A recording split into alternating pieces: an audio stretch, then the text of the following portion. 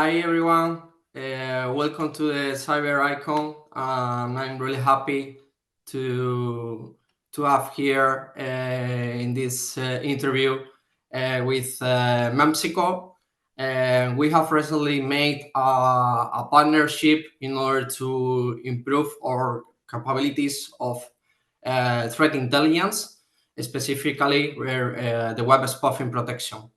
With us is Ori Masin. Ori Masin is chief revenue officer of Memsico. The partnership between Deloitte and Memsico focuses on combining Memsico's cutting-edge cybersecurity solutions with Deloitte's vast network, knowledge, and expertise in professional services. This partnership results in a synergy where the technical solutions of one partner are complemented by the market access, client relationships, and consulting capabilities of the other, thereby offering robust cybersecurity services to a wide range of clients. I would like to introduce myself first of all. I'm David de la Hoz. I have 8 years of experience in cybersecurity and fraud prevention. And nowadays, I'm delivery manager at ECC. Specifically, I work as service manager for detect and response services, such as monitoring services, CM, and also play a pre-sales role for cyber threat intelligence service of Deloitte. I would like now Ori to introduce himself. Hi, Ori. Hi, David. Thank you so much. First of all, I'd like to say that we are very excited with the partnership with Deloitte. We believe that it can be a great relationship both for the companies, but also for the market, for the customers, because through Deloitte, with your experience, with your knowledge, you can really help your customers with a cutting-edge technology that will really help them with one of the most painful problems today. I'm Ori Masin, as David said. I'm the Chief Revenue Officer in Memsico, and I'm responsible for worldwide sales and the partnerships. I have over 30 years of experience in the high-tech industry, especially in the cyber security space. I ran together with our executives at Memsico. We established several companies in the past and took them public, and created some companies that were really leading, innovating, and leading the market in the security space. Thank you for having me in this panel. Good, Ori. It's a pleasure also from our side.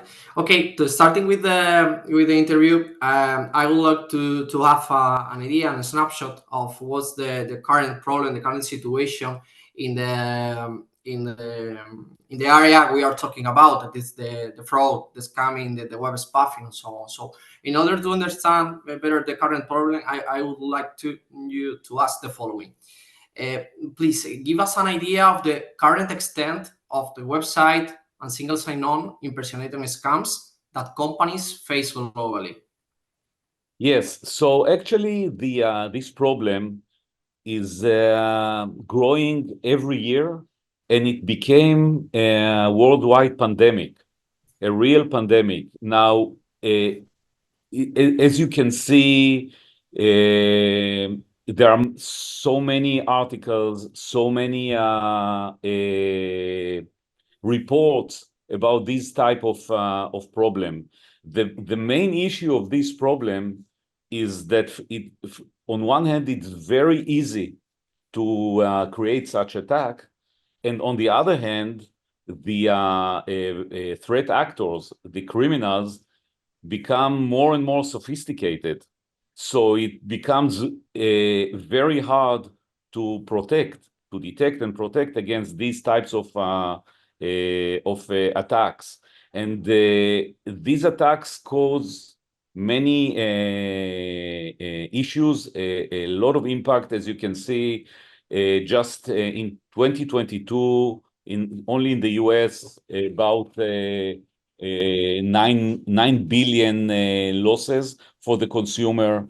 It creates also a problem in terms of the trust and the confidence of customers with dealing with online transactions and dealing with the brands. So we don't see it as coming down or slowing down in the near future. It's from all the trends that are showing, it is only increasing year over year and becomes more and more difficult to protect against. Once we have understood the current situation, that business pandemic concept you have mentioned, that I think I like it a lot because it makes the picture easier. I would like to understand the following: what are the current gaps that leave companies unprotected? Yeah, so actually, in order to understand the gaps, I think that we first need to understand what the traditional companies or the traditional solutions provide. So today, what they are doing is they are searching, providing some threat intelligence over the network to see if there is any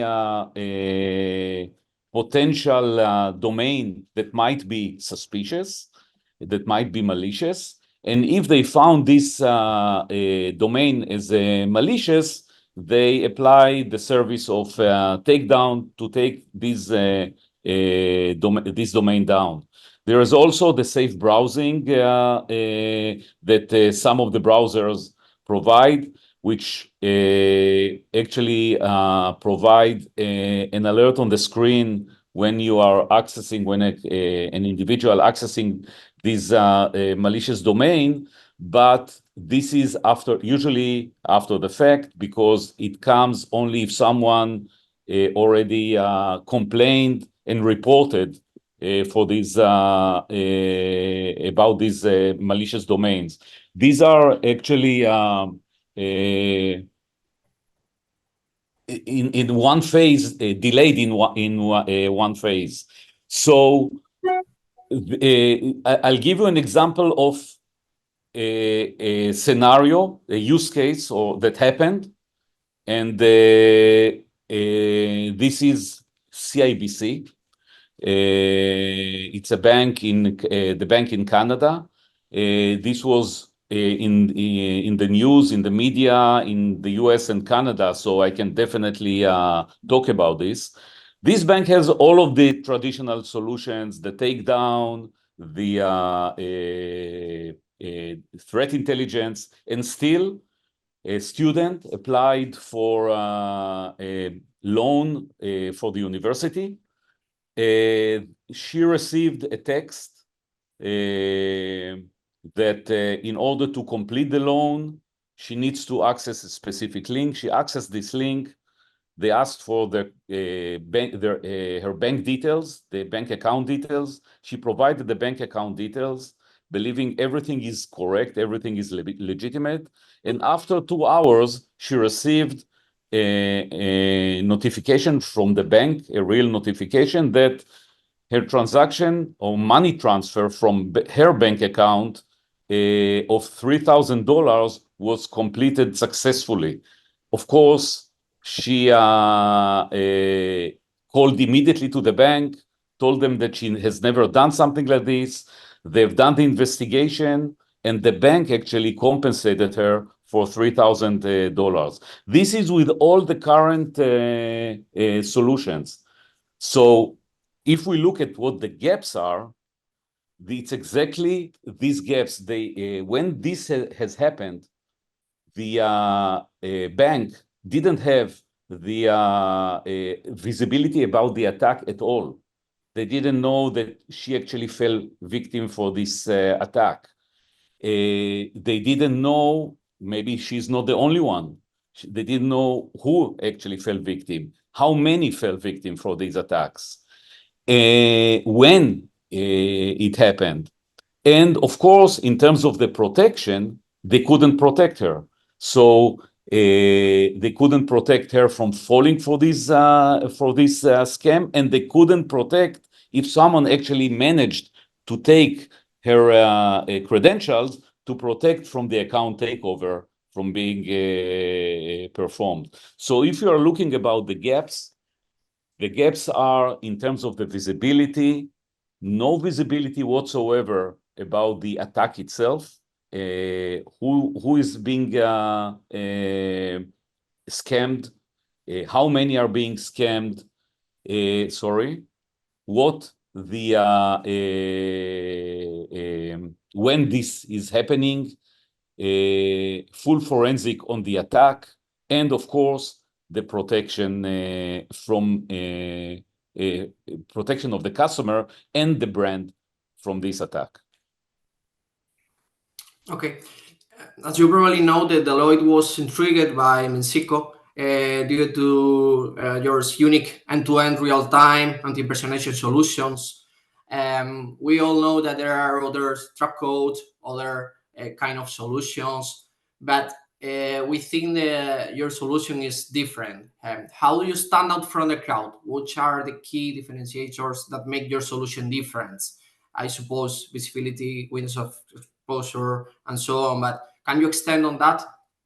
Yes, of course. So actually, we when we analyzed what's really the issues are with the traditional solutions, we found these gaps. So we actually took a fresh approach. We are not just searching and scanning the network. We actually track the attack. The problem with the current solution, the traditional solutions, that they don't touch the attack. They have no touch whatsoever on the attack. We track the attack itself. And because of that, we can provide all of these capabilities, all of these information and protection that is currently or without our solution is actually impossible to achieve. So we actually provide the visibility as well as the protection. Now, just a few words about the attack. When such an attack actually takes place, there is a time when both the organization and the customers are exposed. We call it window of exposure. The window of exposure starts when the domain is live, the attacking domain is live, and actually has two phases. The first phase is until the domain is taken down, and in this phase, the bad actor actually try to collect the information, whether it's credit card details, payment details, credentials, whatever they are looking to steal. So during this phase, they are trying to steal this information. The second phase is, even after the domain is down, is now they are trying to use this stolen information in order to perform the crime. And the crime can be account takeover, can be money theft, can be stealing personal information. This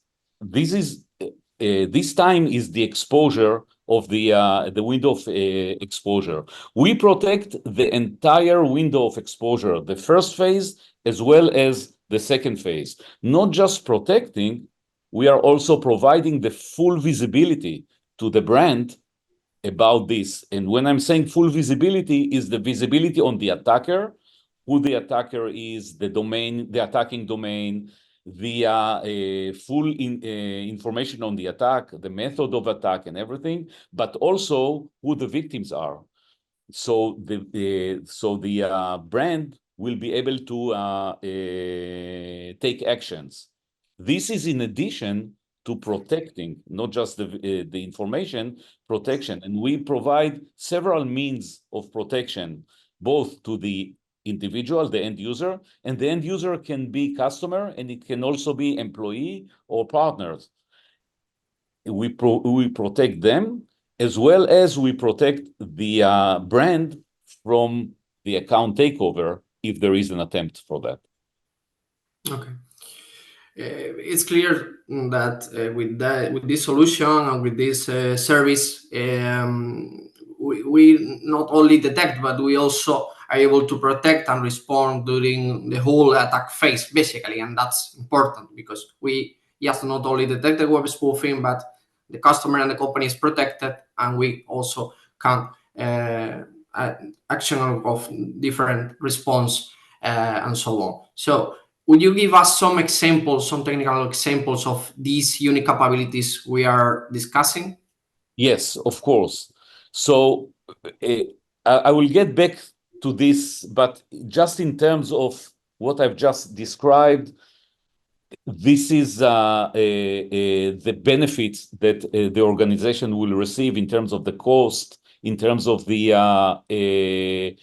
operational costs, remediation costs, as well as compensation that we are actually saving the brand. But in terms of the protection, let me give you a couple of examples. One, there is the alert, the protection that is actually based on an alerting, and we are actually alerting the end user as soon as he or she access the fake website. So from the first end user, it's not, it doesn't rely on any lists or anything like that. Because we track the attack from the first end user that accesses the fake website, we will alert the end user that they've accessed the fake website. This is the active protection. We have also a silent protection, which is a protection and deception. What we provide in this is when the end user types the information, whether it's credential or payment details, we will prevent this information from passing to the bad actor, and instead we will provide the bad actor with a trackable artificial credentials, for example, or trackable artificial credit cards. Now, first of all, it protects the end user because the end user didn't really give away the information, the credentials, but it also serves to track the bad actor because it is like a marked banknotes. So when the bad actor will try to use it or maybe sell it in the dark web and someone else tries to use it, this will be tracked. And by that, the bad actor can be caught and blocked. So we are protecting both the end user, but at the same time, when the bad actor will try to do something, we can track it and have the full trace of this attack, how it started, when, and who the attacker is, and actually block this attack. This is one thing. The other thing, and this is especially important for employees when they are using SSO solution. These SSO login pages, these SSO solution are very powerful, but their strength, their power is also very risky, because once a criminal managed to steal, perform an account takeover on an SSO account, then the entire system opens to him. So as one of our customers said, there is never enough security measures to protect from account takeover in SSO login pages. And because it takes only one time one successful account takeover on employee using an SSO in order to create actually a huge damage to the business. So we are providing everything that I said in terms of the alerting and the trackable artificial information. We provide this, but one more thing that we provide is a verification to the end user, to the employee or the partner, that they actually accessed the real website or a fake website, and this is with a digital watermark. This digital watermark is actually personalized to each and every end user. It has a secret, which is usually a combination of a code and an animation. It can be also a photo, that only the end user, this individual, will know the secret. No one else in the world knows the secret. And every time that this person accesses the real website, he or she will see the digital watermark with a secret that is known only to him, and he'll be sure that he's in the correct page, in the correct login page. If he accesses the fake login page, this watermark will not be presented. So useful, these two key features of the solution. You have explained really well different benefits from cybersecurity point of view, technical point of view, and so on. It's clear to know that all these benefits results in less economic losses for the customer, for the company, and so on. I think that this is one business benefit from that solution, but what other aspects can be highlighted regarding the business value of the solution and the service with Deloitte? Okay. So first of all, in terms of the benefits, the business value, since we reduce, and this is very important, we reduce the impact of any attack. So once we reduce the impact of any attack, it of course reduce the losses from this attack, much less financial losses. It lower the costs of the company in terms of refunds and compensation. And today, the regulations are evolving. They are actually, the evolution of these regulations is that they become more and more in favor of the individual, and they assume responsibility of the brands and the banks to protect and to compensate the individual on such scams and attacks.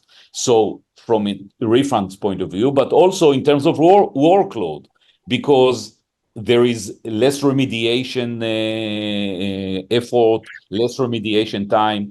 In terms of the customer support, there is much less customer support dealing with scammed customers. So these are very tangible benefits that can be shown immediately when the solution in minutes or in hours after the solution is deployed. Another thing is, in terms of the risk, we provide information that is used in the fraud part of the organization, whether it's banks or credit card issuers or any other brand. And for example, the user names or the users or customers that accessed a fake website and potentially gave away their credit cards or their credentials. This can be fed to the fraud, and when there is a transaction, request for transaction, it can be calculated for the scoring of the risk of the fraud, and can improve and make the scoring calculation much more accurate. We have an example, for example, of a bank that is using our solution, and in less than in just less than a month, from where we deployed and actually provided the information to the fraud, they actually caught about several hundreds of customers that accessed fake website and potentially gave away their credit cards. So in minutes, they actually blocked these credit cards and issued new ones. And this is, for example, a great use case, because otherwise, the only way for them to be able to know about it is whether there was a transaction that the customer would have complained that it's not his, and then they will need to pay back, or buying leaked credit cards from sources that bought it in the dark web, and then cross-check them with the behavioral, with other information and other systems that they have in the bank, and this is a very labored work and not always accurate. We provided them in real time and very, very accurate information so they could act immediately. Ori, how do you do that? What's your secret? Okay, so first of all, the secret that we have some geniuses here in our company that developed it, but we are using several technologies that we've developed and are patent pending. So we applied for patent. We are using some sensors that we deploy in the domains that we want to protect from being impersonated. And also, we are using a system of anti-tampering. We call it safety belt, but they are anti-tampering. This is anti-tampering system that is also deployed in this domain. In combination with digital DNA that we are actually creating on each and every device of the customers or users that accessing this domain. So we created a very cohesive, very integrated system that on one hand detects when there is a fake website that's attacking the customers or the users. And on the other hand, we are combining it with the knowledge of which end users have been access to this because of the digital DNA and the topology that we are creating. It's dynamic and it keeps updating all the time, the topology of the users and the devices that they are using. It's pretty complicated, but in a few minutes, this is more or less in a very, very high level. One thing, because we have this digital DNA and the relation to the legitimate users, we can also detect and distinguish between devices that are a legitimate device and suspicious devices that might be performing some suspicious acts, and then we can take action or let the organization take action upon it. Interesting, that last part of the device DNA, that if I understood well, all of this list of trusted and untrusted devices can be used to feed the risk engine of the client, and for example ask a customer if that login is legitimate or not, if that new device is of this customer or maybe of the bad actor, and we can make several actions with all this kind of tracking and profiling. Ori, how do you think that Deloitte services complement your technology, your solution?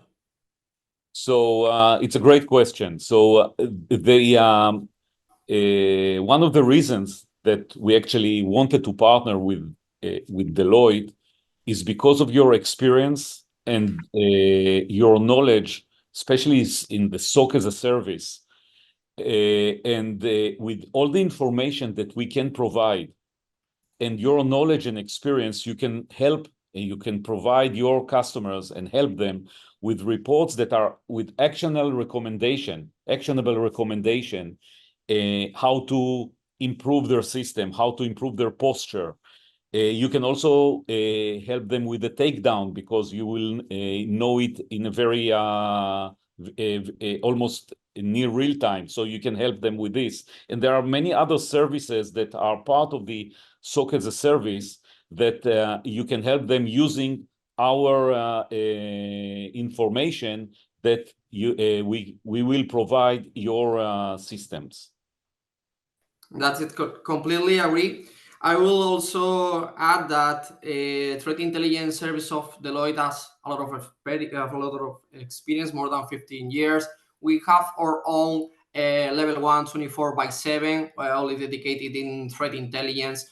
We have a lot of experience in fraud, in the fraud detection, in the fraud prevention, a lot of malware analysts. We produce our self intelligence. We do not buy and resell intelligence, but we produce it.